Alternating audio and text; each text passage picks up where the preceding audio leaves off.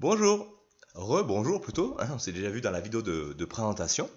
Donc dans cette capsule vidéo, je vais vous faire un peu la correction de l'activité sur les piles.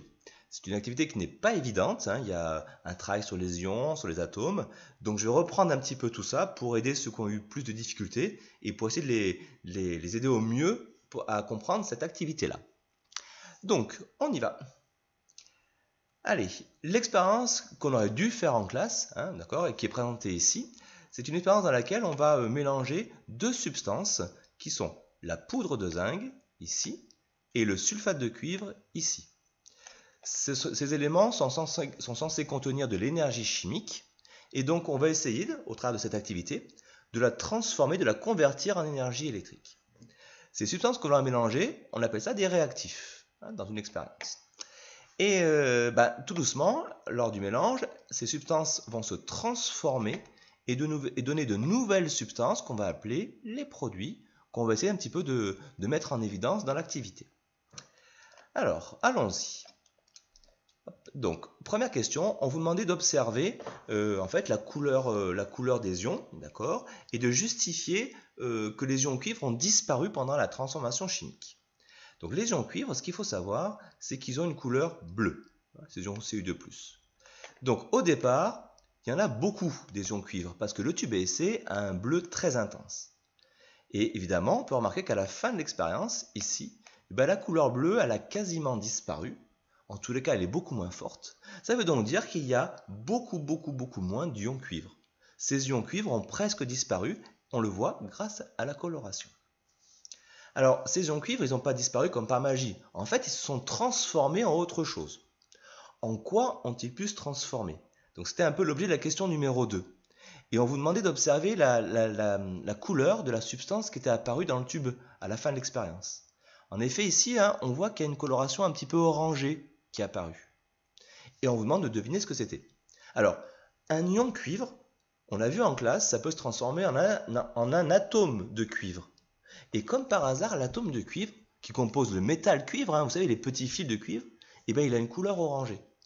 Ça veut donc dire que ce dépôt orangé, c'est certainement des atomes de cuivre qui sont venus de la transformation d'ion cuivre en atomes de cuivre. Voilà ce qu'il fallait répondre à la question numéro 2. Alors, ensuite, on vous disait que si on faisait un test à la soude, d'accord, en fin d'expérience, on observait un précipité blanc qui voulait dire qu'il y avait des ions zinc qui étaient apparus. Et avec ça, il fallait compléter la case produit du tableau.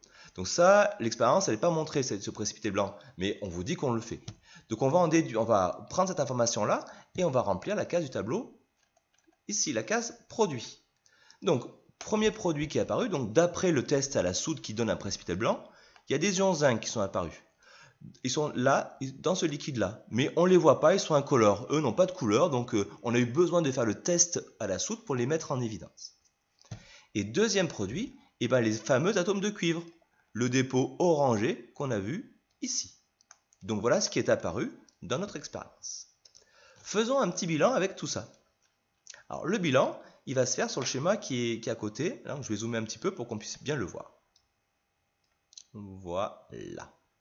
Alors, au départ de l'expérience, dans la partie avant, on a donc des ions cuivre. Ils sont bleus dans la solution. On a aussi des atomes de zinc dans la poudre de zinc. Alors, ces atomes de zinc, ils vont se transformer tout doucement en ions zinc. On le sait grâce au précipité blanc qu'on a vu avec le test à la soude. Donc, ce précipité montre qu'il y a des ions Zn2+, qui sont apparus. En fait, il vient de la transformation des atomes de zinc. Et un atome de zinc, pour devenir un ion positif, ça veut dire qu'il a perdu du négatif. Et donc le positif gagne, hein, devient un excès dans l'ion. Donc en fait, il a perdu 2 électrons. Ces 2 électrons, ils ne vont pas n'importe où. Les ions cuivre, eux, qui sont ici, ils sont en manque d'électrons. Et donc, ils vont récupérer ces 2 électrons, hop, et ça va donc donner un atome de cuivre, Cu, qui a donc une couleur orangée, et donc qui donne ce dépôt sur la poudre de zinc. Si je fais un petit résumé, en clair, hein, les atomes de zinc deviennent des ions zinc, il libère pour ça des électrons qui sont récupérés par les ions de cuivre qui se transforment en atomes de cuivre.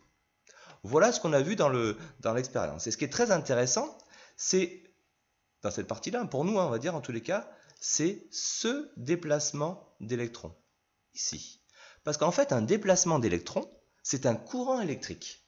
D'ailleurs, dans le mot, on l'entend, hein, courant électrique, et là, on a des électrons.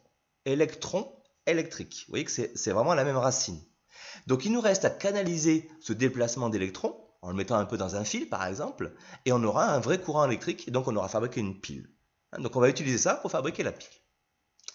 Alors, avant ça, pour faire notre pile, eh bien, on a besoin de plaques de métaux, de plaques de métal plutôt, ça sera aussi bien. C'est des plaques, mais c'est du métal.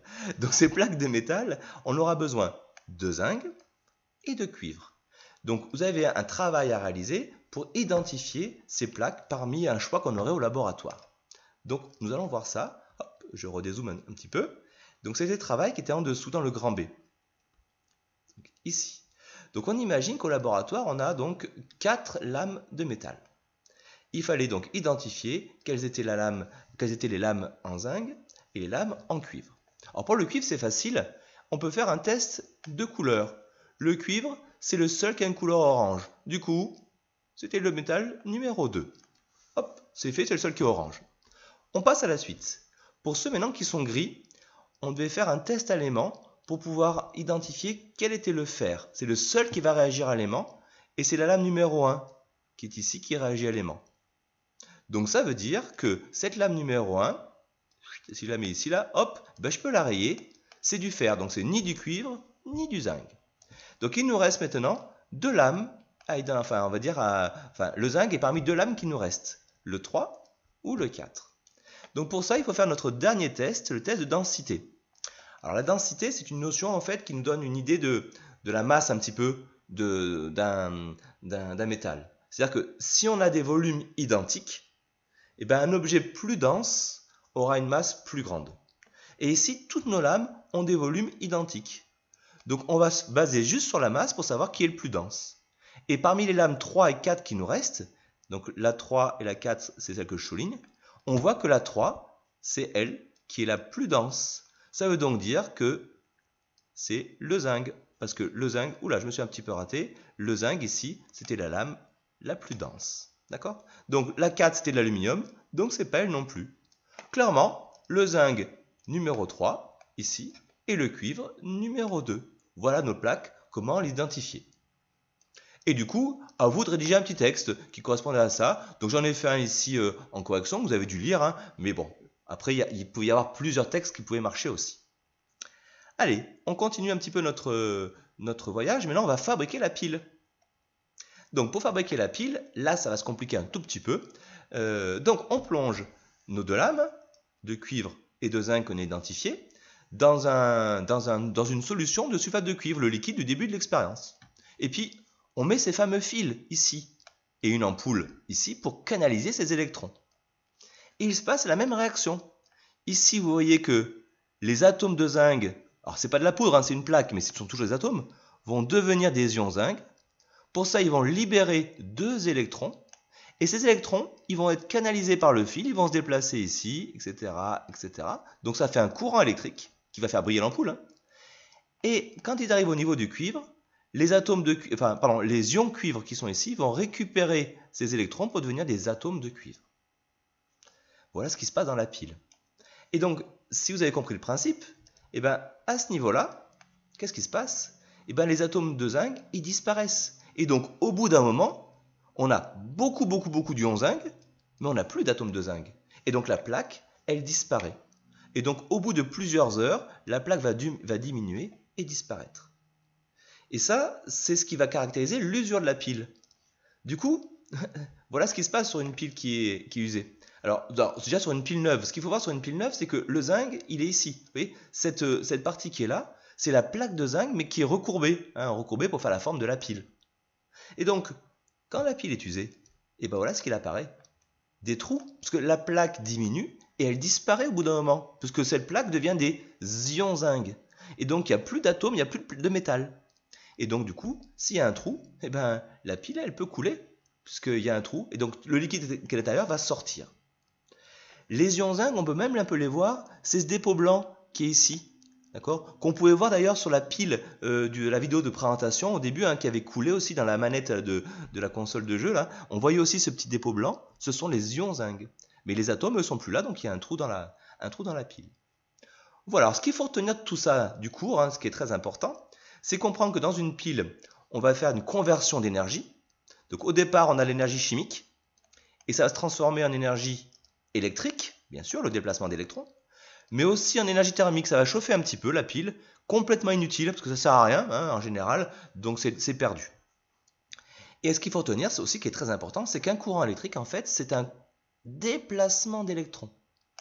Et ce qui est intéressant, c'est que les électrons, ils sont négatifs. E-, vous savez, on les écrit E- électrons. S'ils sont négatifs, eh ben, ils vont être attirés vers le côté plus. Donc, dans une pile, les électrons, ils partent du moins et ils vont vers le plus.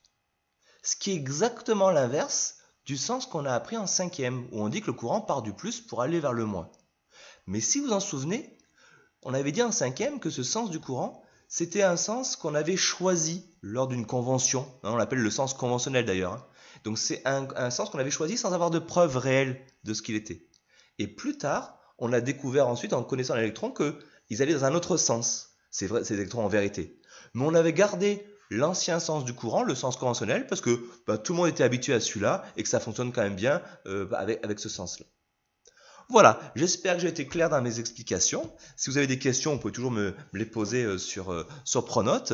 Je vous souhaite une bonne journée, bon courage et surtout à très très bientôt. Au revoir.